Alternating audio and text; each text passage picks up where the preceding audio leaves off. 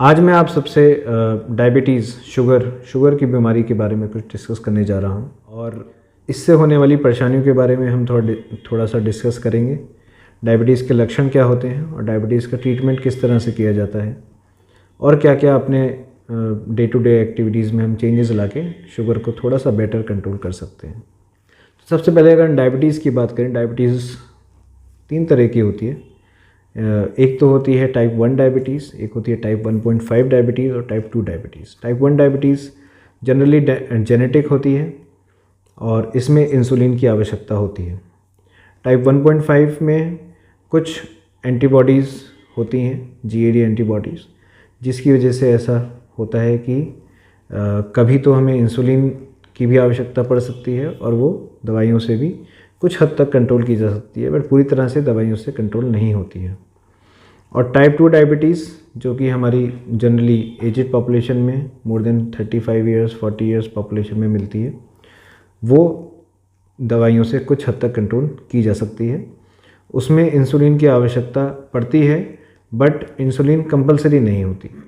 उसके अलावा कुछ और कॉजेज़ होते हैं डायबिटीज़ के, जैसे पैंक्रियाज का ठीक से काम ना करना, पैंक्रियाज में बार बार इन्फेक्शन होना।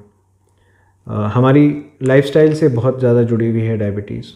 अगर हम अपने डाइट पे कंट्रोल नहीं कर रहे हैं, मीठा ज़्यादा खा रहे हैं, तला हुआ ज़्यादा खा रहे हैं, बाहर का ज़्यादा खा रहे हैं, तो इससे डायबिटीज़ की रिस्क हमारे अंदर बढ़ जाते हैं। या फिर हमारे मम्मी को, पापा को, भाई को, बहन को अगर डायबिटीज़ है तो भी हमारे डायबिटीज़ का रिस्क बढ़ जाता है। हमारी लाइफस्टाइल अगर ठीक ना हो, अगर हम ज़्यादा देर बैठे रहते हैं, फिज़िकल एक्टिविटी नहीं करते हैं, चलते फिरते कम हैं, तो इससे भी डायबिटीज़ का खतरा बढ़ जाता है। और डायबिटीज़ के साथ साथ कोलेस्ट्रॉल बढ़ने का खतरा भी इससे होता है। डायबिटीज़ के लक्षण अनेक तरह से हो सकते हैं, डिपेंड करता है कि डायबिटीज़ कौन सी स्टेज में है। अगर डायबिटीज़ इनिशियल स्टेज में है तो ज़्यादा भूख लगना, ज़्यादा प्यास लगना, बार बार पेशाब जाना, ऐसे लक्षण होते हैं डायबिटीज़ में। और अगर लेट स्टेज में है, लंबे समय से चल रही है, तो हाथों पैरों में झंझनाहट का होना, सुइयां सी चुभना। और काफ़ी बार ऐसा होता है कि सीधे सीधे पेशेंट जो है डायबिटिक कीटोएसिडोसिस में आ जाता है, जिसमें कीटोन्स की मात्रा शरीर में बहुत ज़्यादा बढ़ जाती है। उसकी वजह से शरीर में एसिडोसिस होता है, सांस लेने में परेशानी होती है और काफ़ी बार उल्टियाँ होना और पेट में दर्द होना, इन सब तरह के लक्षण आ सकते हैं। डायबिटीज़ होने की वजह से कभी कभी ऐसा भी होता है कि खाने पीने में दिल नहीं लगता, भूख कम लगती है, बट ऐसा जनरली कम होता है।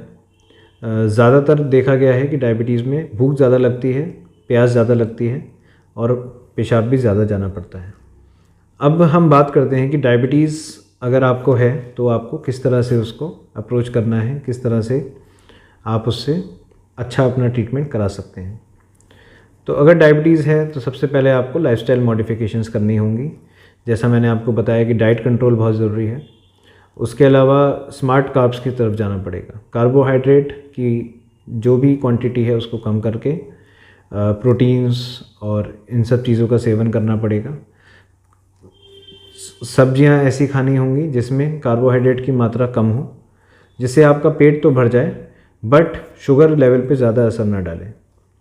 उसके अलावा डायबिटीज़ अगर है तो फिर कुछ एक अपने बॉडी का फुल चेकअप जैसे बोलते हैं, स्पेशली क्योंकि डायबिटीज़ जो है सारे ऑर्गन्स, जो हमारे सारे जो अंग हैं उन पे असर डालती है। जैसे कि हार्ट पे असर डालती है, किडनी पे असर डालती है, दिमाग पे असर डालती है, आँखों पर असर डालती है, नसों पर असर डालती है, लीवर पर भी असर डालती है।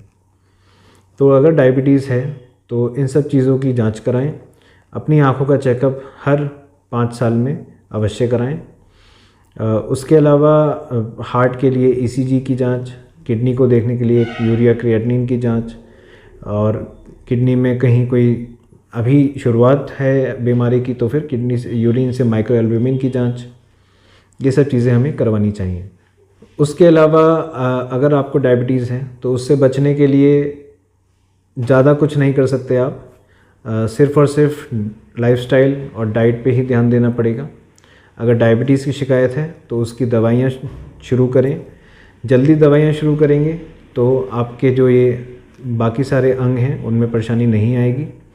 अगर दवाई लेट करते जाएंगे तो इनमें परेशानी आती चली जाएगी और ये इरिवर्सिबल होगी, मतलब ये वापस नहीं लौटेगी। अगर किडनी ख़राब हो गई तो किडनी ख़राब हो गई, फिर वो सही नहीं होगी। सब चीज़ों से बचने के लिए आपको अपना शुगर लेवल पहले से ही मेंटेन करके रखना चाहिए।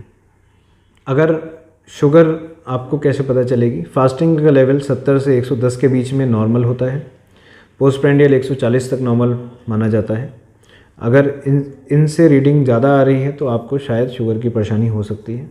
अगर शुगर की शिकायत है तो फिर अपने नज़दीकी फिजिशियन या फिर एंडोक्रिनोलॉजिस्ट से जाके अपना अच्छा इलाज कराएं। शुगर का लेवल शुरुआत से ही अच्छा मेंटेन करें जिससे कि आपके बाकी अंगों में परेशानी ना हो। धन्यवाद।